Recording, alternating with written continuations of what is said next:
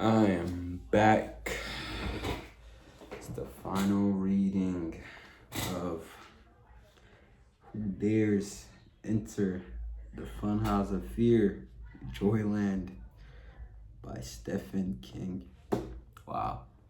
Really came a long way, man. I didn't really think that I would be getting this much support from all of you guys, and I really appreciate it, and I'm grateful for it because it really kept me going and made me feel appreciated. Not that I didn't appreciate myself, but it made me feel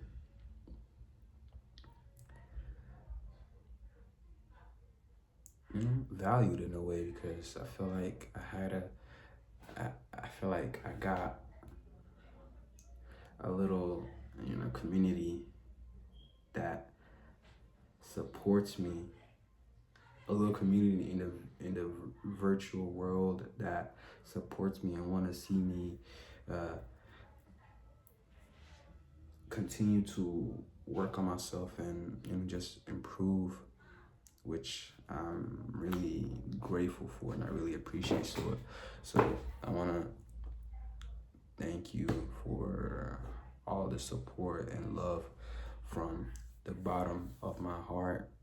I'm very grateful for it. But yeah, it's the final reading.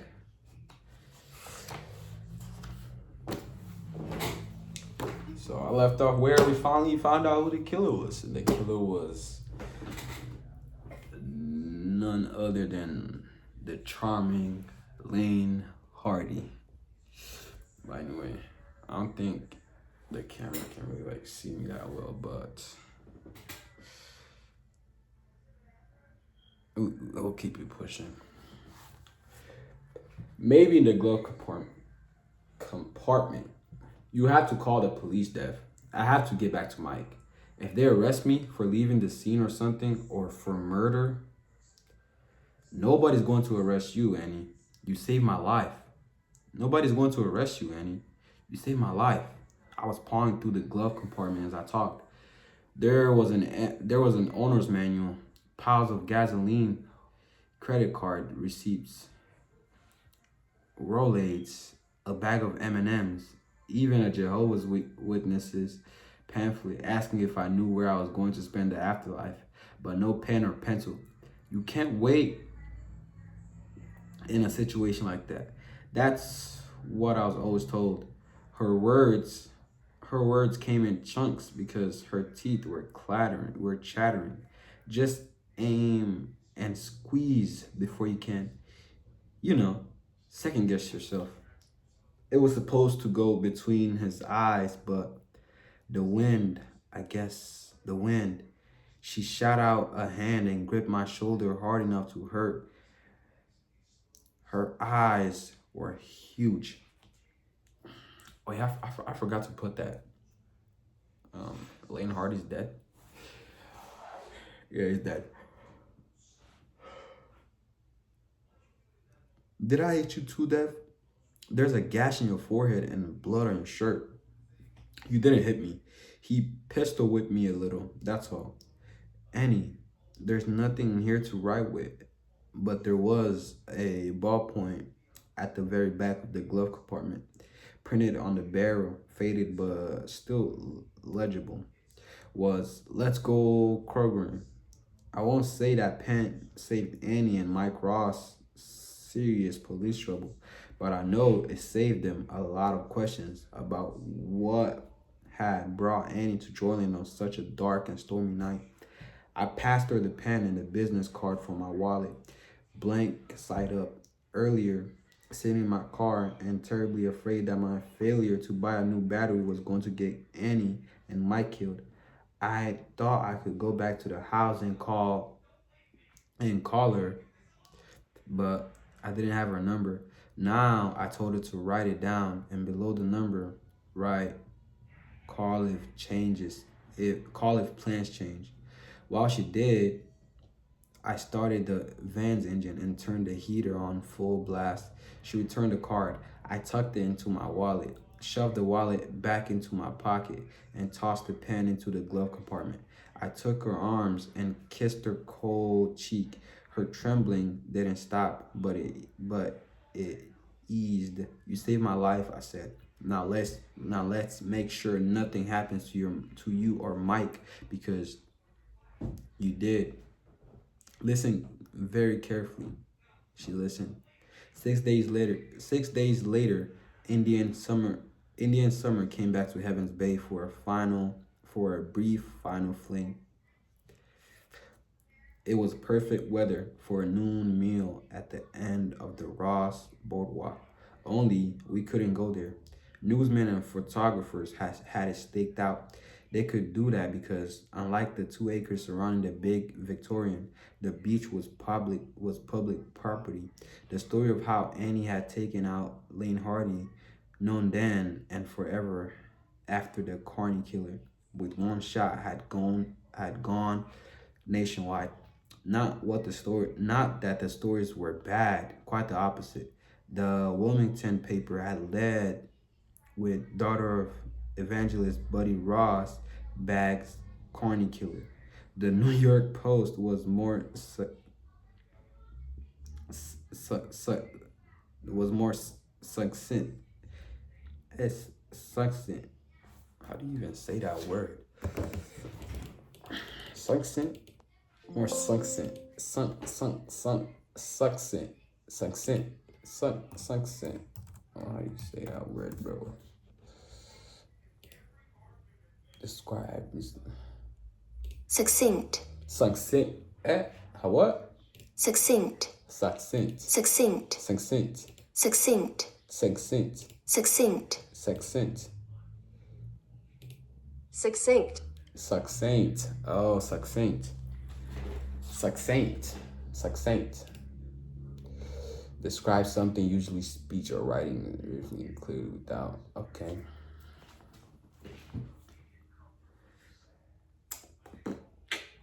The New York Post was more succinct.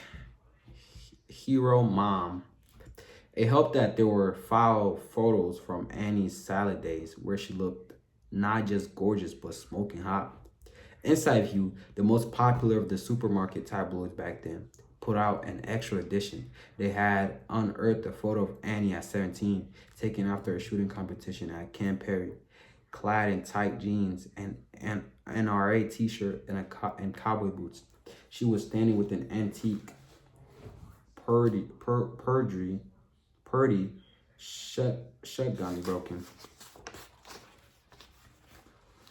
over one arm and holding up a blue ribbon in her free hand. Succinct. Let me just say that. Succinct. Succinct. Succinct. Succinct. Millie.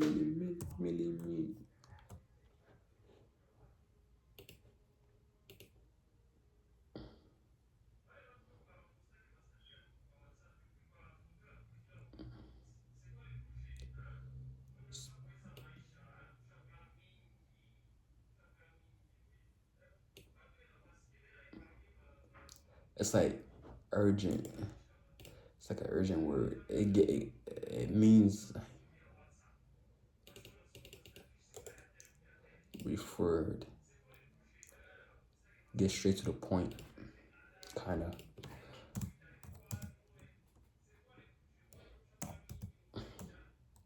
Succinct. Succinct.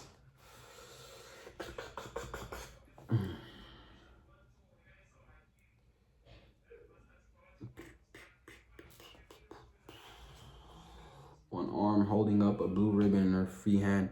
Next to the smiling girl was a mugshot of Lane Hardy at 21 after an arrest in San Diego under his real name, which was Leonard Hopgood, for indecent exposure.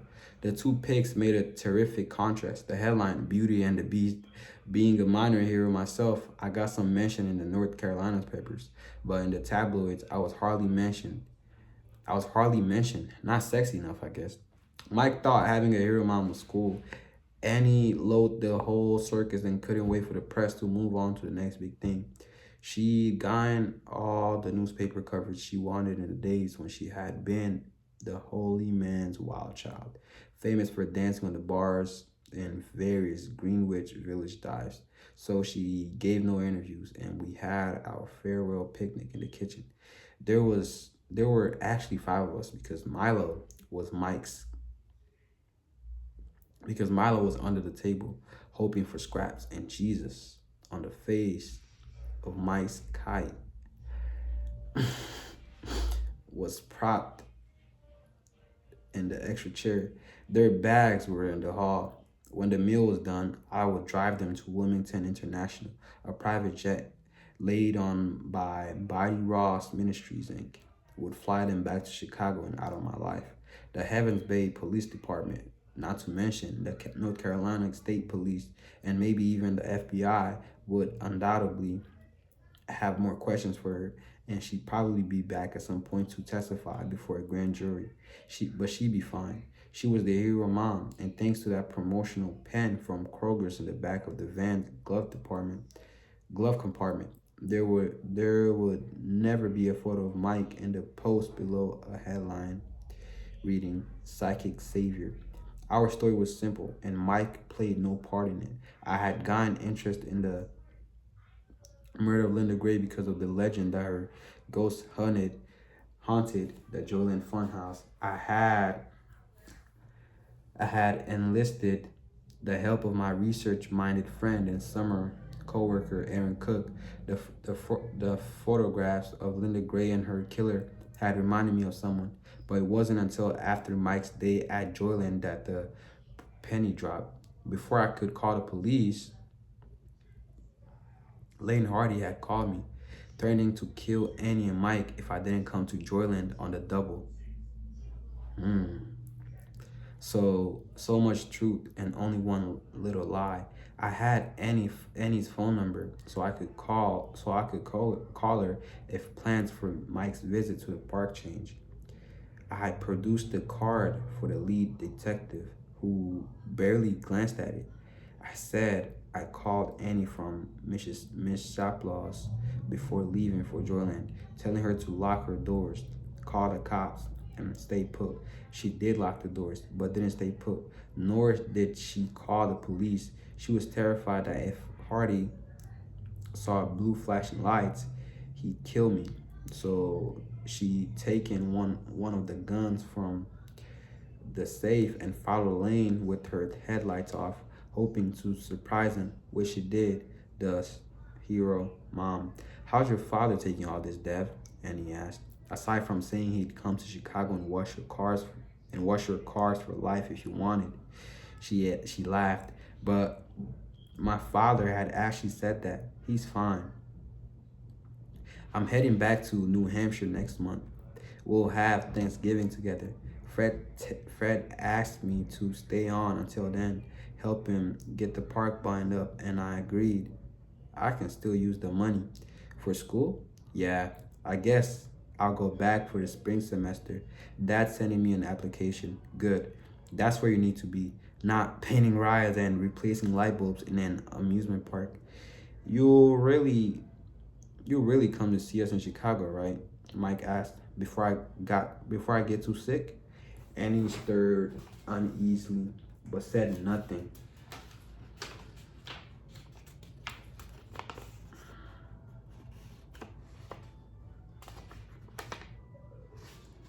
I have to, I said, and pointed to the kite. How else am I going to return that? You said it was just a loan. Maybe you'll get to meet my grandpa. Other than being crazy about Jesus, he's pretty cool. He gave his mother a sideways glance. I think so anyway.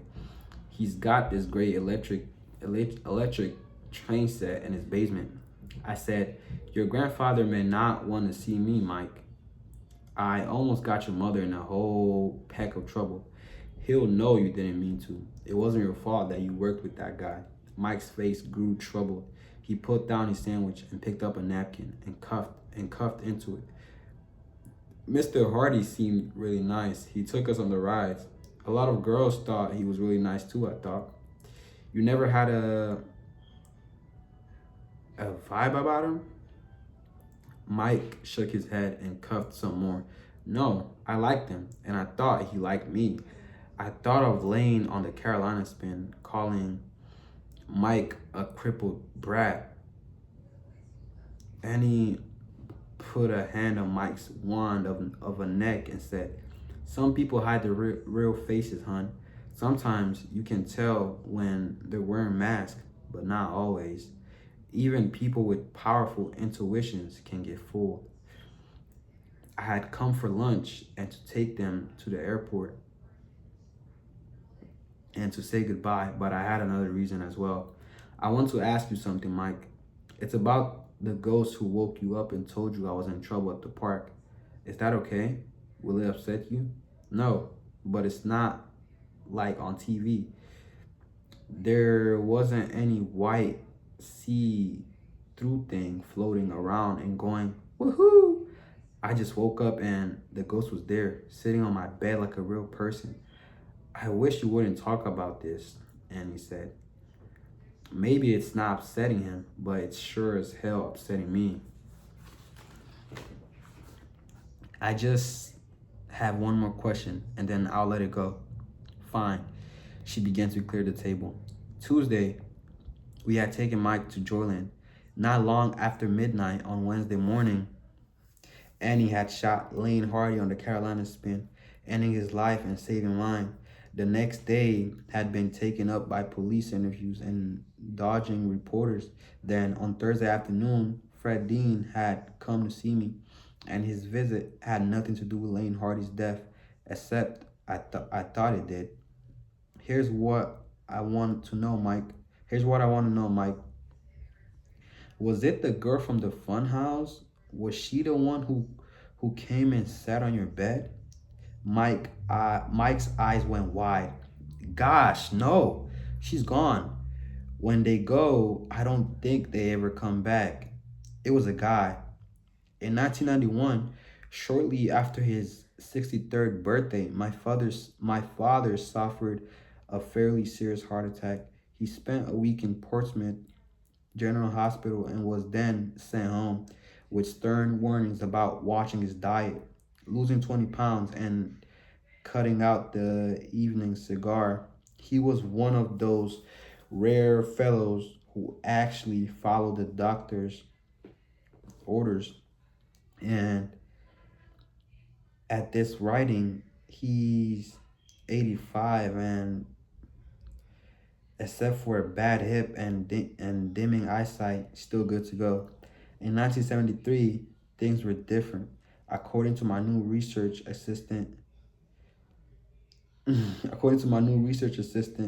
Google Chrome, the average stay back then was 2 weeks.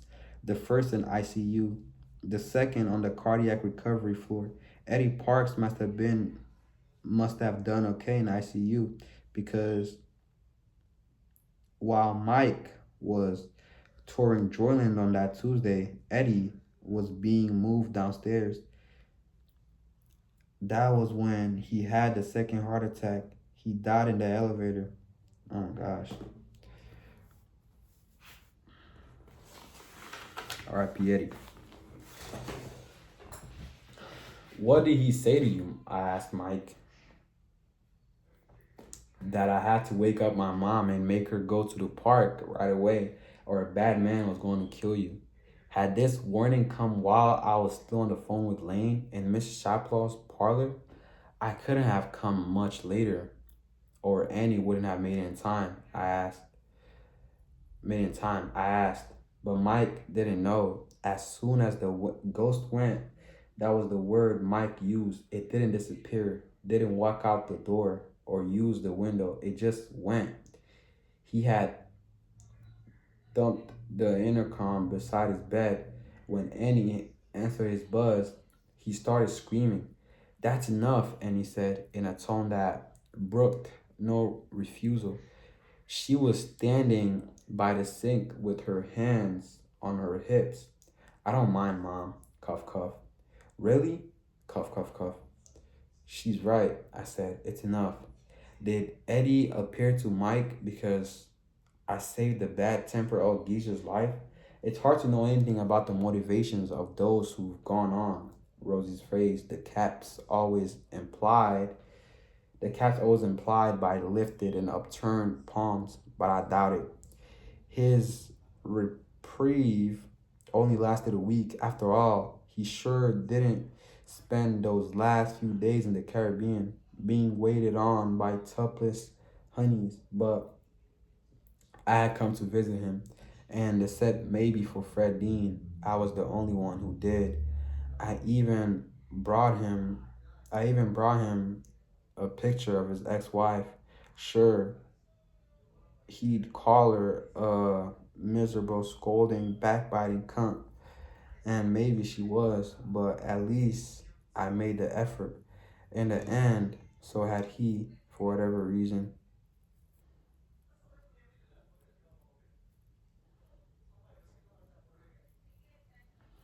As we drove to the airport, Mike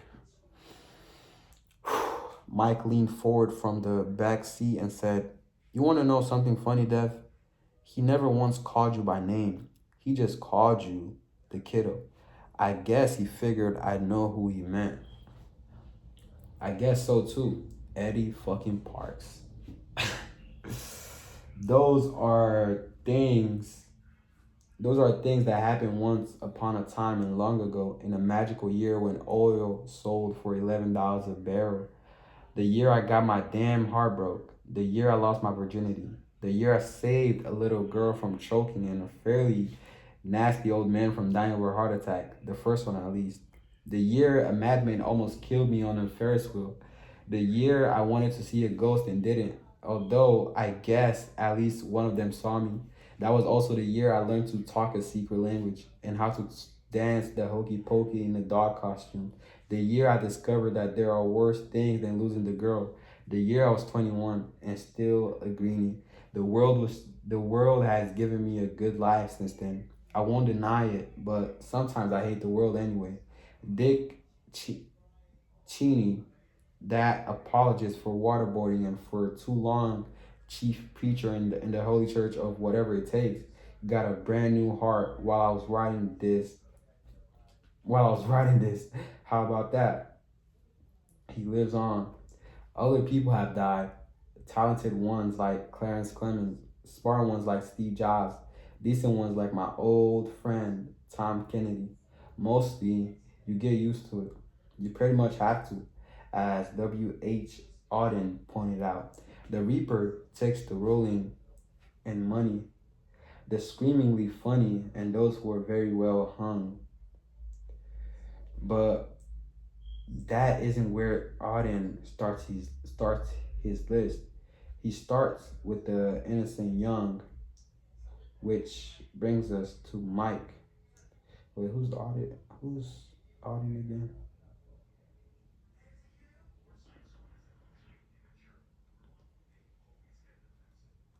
Who's W.H. Auden? No idea. This is an important figure. I took a CD. I took a CD off campus apartment when I went back to school for the spring semester. One chilly night in late March, as I was cooking a stir fry for myself, and this girl I was just about crazy for, the phone rang. I answered it in my usual joking way. Wormwood Arms, Devin Jones, Procreator, Dev? It's Annie Ross. Annie, wow, hold on a second. Just let me turn down the radio. Jennifer, the girl I was with, I was just, Jennifer, the girl I was just about crazy for, gave me an inquiring look. I shot her a wink and a smile picked up the phone. I shot her a wink and a smile and picked up the phone. I'll be there 2 days after spring break starts, and you can tell him that's a promise. I'm going to buy my tickets next week. Dev, stop. I picked up on the dull sorrow in her voice, and all my happiness at hearing from her collapsed. I picked up the dull sorrow in her voice, and all my happiness at hearing from her collapsed into dread. From her collapsed into dread. I put my forehead against the wall and closed my eyes. What I really wanted to close was the ear with the phone pressed to it. Mike died last evening, Dev. He Her voice wavered, then steadied. He spiked a fever 2 days ago, and the doctor said we ought to get him into the hospital just to be safe. He said he seemed to be getting better yesterday, coughing less, sitting up and watching TV, talking about some big basketball tournament. Then last night, she stopped. I could hear the rasp of her breath as she tried to get herself under control. I was also trying, but the tears had started. They were warm, almost hot. It was very sudden, she said. Then, so softly, I could barely hear. My heart is breaking.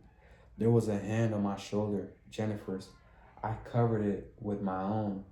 I wondered who was in Chicago to put a hand on Annie's shoulder. Is your father there? On a crusade in Phoenix. He's coming tomorrow. Your brothers? George is here now. Phil's supposed to arrive on the last flight from Miami. George and I are at the place where I can't watch it happen, even though it's what he wanted. She was crying hard now. I had no idea what she was talking about. Annie, what can I do? Anything. Anything at all, she told me. Let's end on a sunny day in April of 1974. Let's end on that short stretch of North Carolina beach that lies between the town of Heavens Bay and JOYLAND, an amusement park that would close its doors 2 years later. The big parks finally drove it to bankrupt. The big parks finally drove it to bankruptcy, in spite of all Fred Dean's and Brenda Rafferty efforts to save it. Let's end with the pretty woman in faded jeans and a young man in a University of New Hampshire sweatshirt. The young man is holding something in one hand, lying at the end of boardwalk with his snout on one paw is a Jack Russell Terrier who seems to have lost all his former bounds. On the picnic table where the woman once served fruit smoothies, there's a ceramic urn. It looks sort of like a vase missing its bouquet. We're not quite ending where we began, but close enough. Close enough. So they're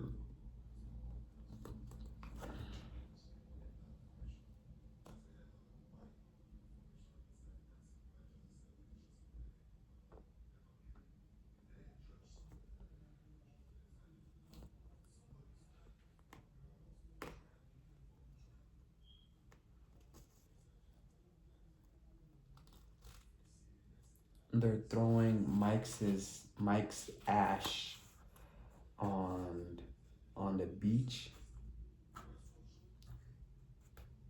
that was close to the Joyland Park. I'm on the outs with my father again, and he said, and this time there's no grandson to hold us together.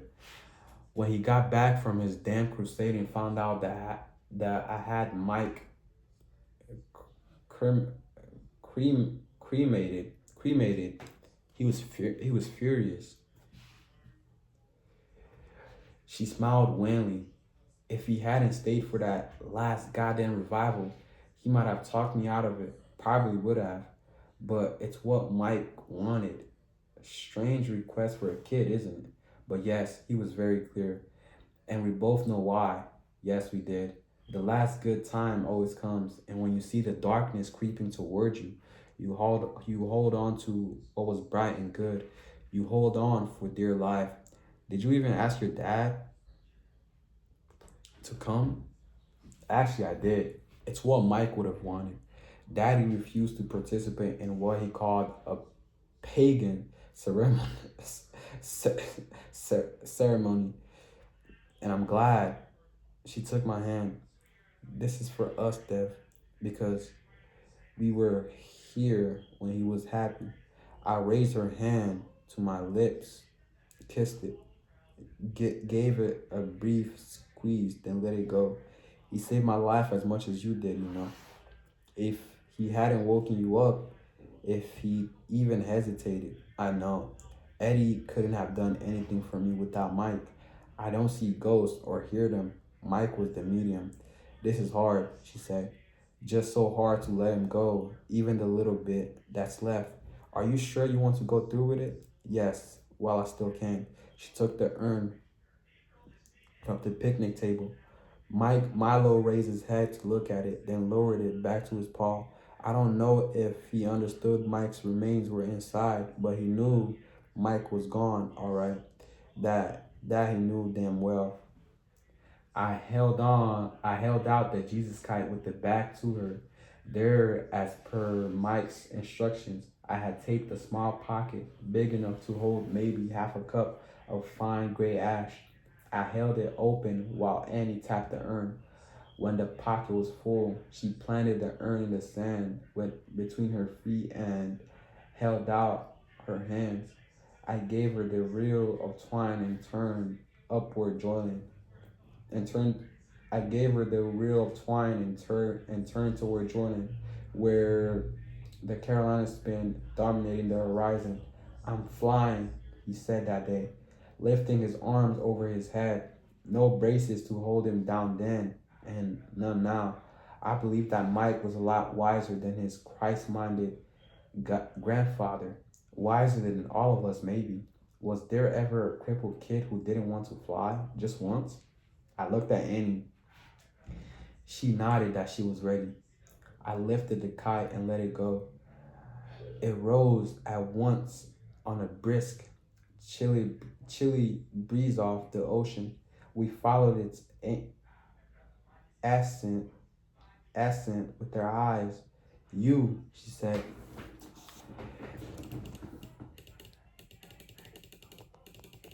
Hold on. I do not want to get fired.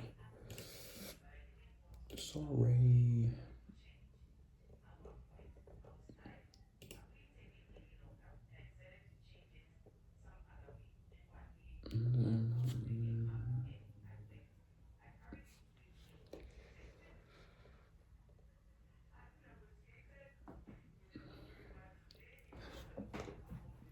Sorry. Huh.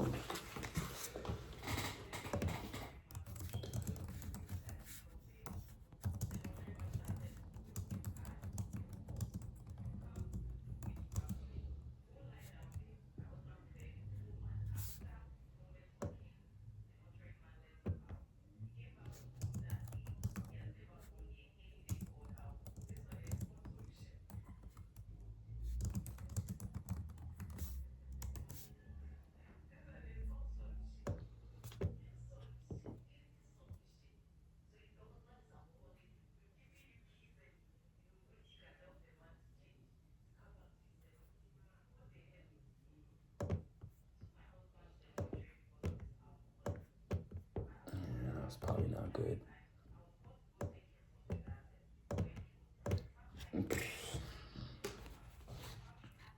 Wow, I'm at the very end.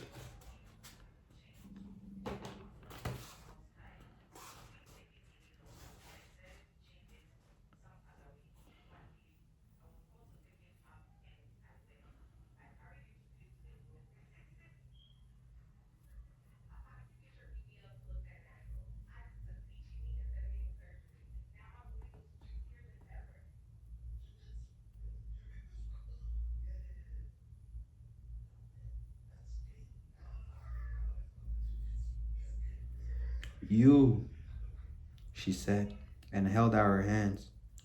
This part's for you, Dev. He said so.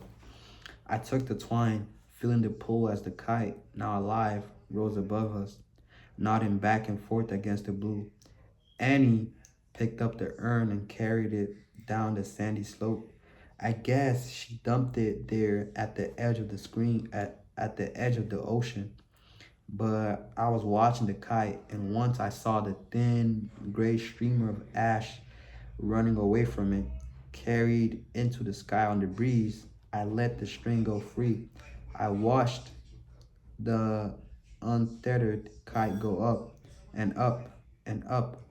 Mike could have wanted to see how high it would go before it disappeared, and I did too. I wanted to see that too. Ah, that's the end of the book. Author's note. Carney purists. I'm sure there are such, or even now, preparing to write and informing with varying degrees of outrage. That much of why I call the talk doesn't exist. That rubes were never called conies, for instance, and that pretty girls were never called points. Such purists would be correct, but they can save their letters and emails. Folks, that's why they call it fiction. And anyway, most of the terms here really are carnival lingo and argot, both rich and humorous. The Ferris wheel was known as the chump hoister or the simp hoister. Kitty rides were known as vamp rides. Leaving town in a hurry was indeed called breaking the law. These are just a few examples. I am indebted. I am indebted. I am indebted. I am indebted. Indebted. I am indebted. I am indebted to. I am indebted to the Dictionary of Carney, Circus, Slideshow, and Vaudeville Lingo by Wayne and Kaiser. It's posted on the internet. You can go there and check out 1,000 other terms, maybe more. You can also order his book on the Midway. Charles Arday edited this book. Thanks, man. Stephen King. That's awesome. Wow. Oh, this was a great book with the great ending too. It had a great ending. Overall, this book is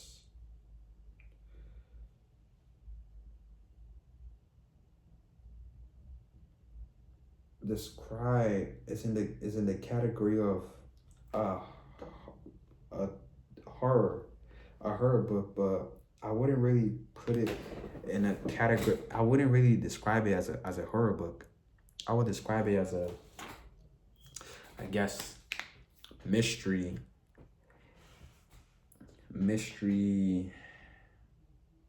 and comedy type of book. I wouldn't really describe this as a scary book, but I guess mix of thriller, comedy, and mystery type of book. But overall, this book was a 7 out of 10. It was a 7.5. I'll give it a 7.5. I actually enjoyed it. So overall, throughout the whole, okay, I'll give a summary of the whole book, just the important details. So the book starts off with our protagonist, Devin Jones, who has just gotten his heartbroken by his girl who he thought he was gonna be married to, Wendy Jones. And in the beginning, we are in the beginning is just telling us the backstory of what happened, just giving us the context. Then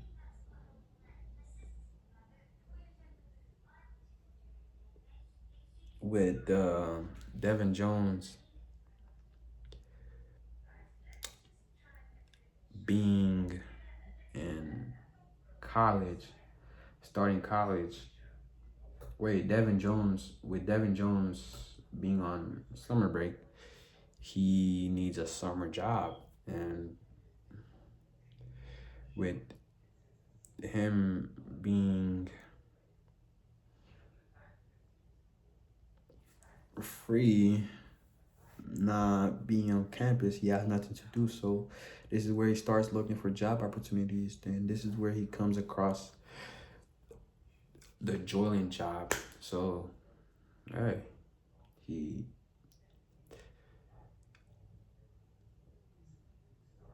goes for it, I guess you would say.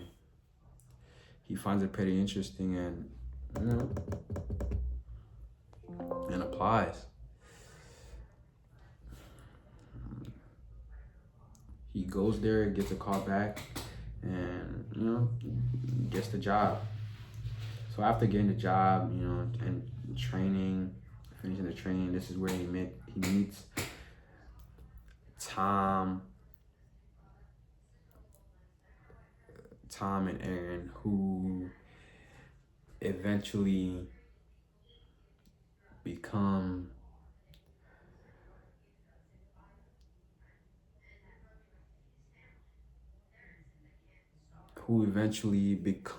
Devin's closest friends,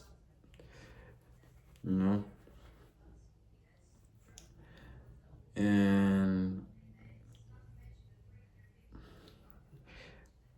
oh yeah, I gotta include all the characters. Yeah, let me actually go back because I feel like I'm going ahead of myself. All right, so Devin comes to JOYLAND, right? He meets Lane Hardy, Fred Dean, who are these, I guess, veterans. Rosie Gold, who are these veterans, or Eddie Parks as well, who are these veterans that's been working at JOYLAND for a long minute. They're introducing him to the job, just training him, getting him ready for the job, and and prepping him up. And this is where Fred Dean, who is one of the veteran co-workers and also a cool guy, after Devin had gotten the job to work at JOYLAND, Fred Dean, who's a veteran and one of the cool guys at JOYLAND, recommended a place for Devin to live that was close to the park, because Devin had no place to live because he lived all the way in New Hampshire. If I'm not mistaken. So he recommended Miss Shoplaw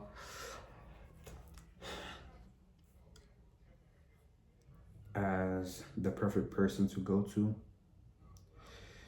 This is where, so Devin went, and Mrs. Shoplaw accommodated a house for him, which Devin agreed to. After this, Devin was a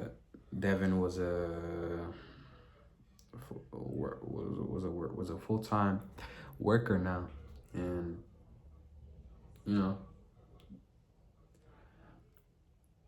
this is where it started. It started after getting in tune into the Joyland culture a little bit. This is where Devin started hearing the lore of the murder of Linda Gray, the Joyland killer, and this is where he started getting curious, like what's all this talk about the Joyland killer, about the horror house killer. And this is where he asked Mrs. Shopla, and Mrs. Shopla just gave him the backstory and said that it's a true story and the killer might still be alive, but they just don't know who did it. The police have tried and tried to find the killer, but have been unsuccessful. So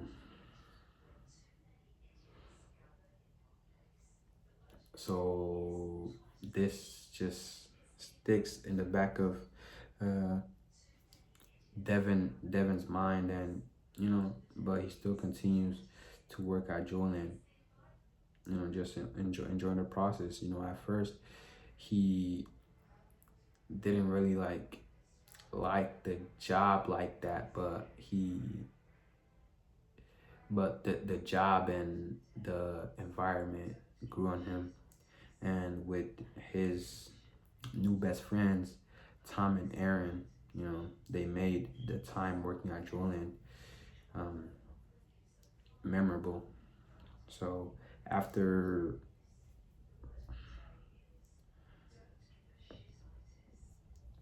during the time Devin was working at Joyland, his girlfriend, who was not giving him any attention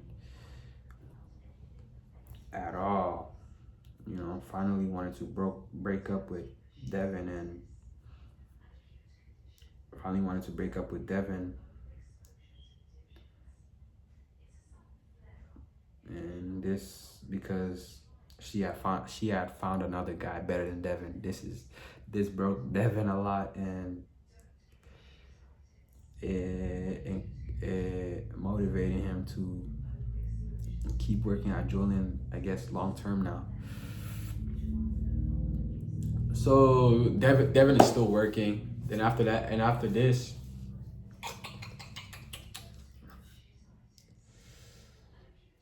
Devin is still working, enjoying his time at Joyland, even though he got his heart broken. After this, Devin is still enjoying his time. Oh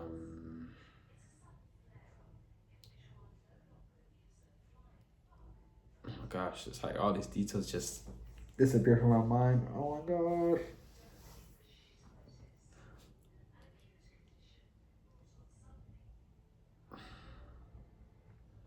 Okay, yeah, I'll just keep it simple and brief. All right, so the book is about Devin. Is about a protagonist named Devin, who gets his heart broken by a girl named Wendy Keegan, and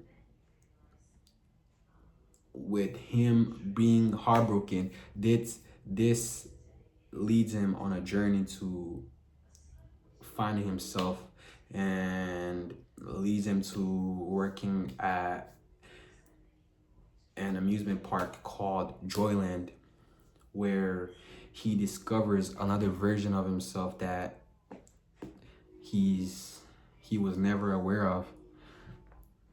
So the cause of Devin getting heartbroken really turned him from boy to man, and really made him mature, made him grow.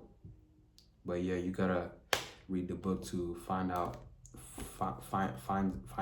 what happens when you get heartbroken by a girl who you think you was gonna spend your future with, and how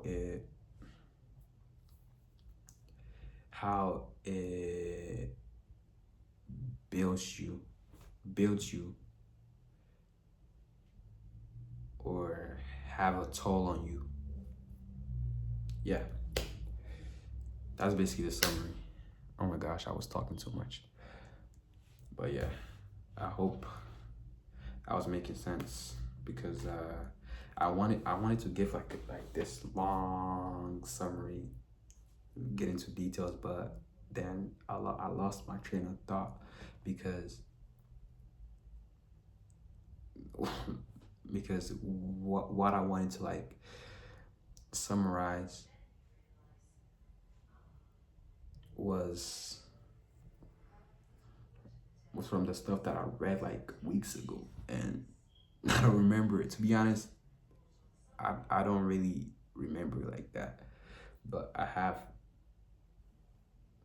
small details of it, but I don't remember it like that. But yeah, that'll be it for me. This is a good book. I'll be back when I find another interesting book. But yeah, as for me, I am done for now, but I'll be back when I find another book. Thank you guys very much for all the support and love. I'm grateful.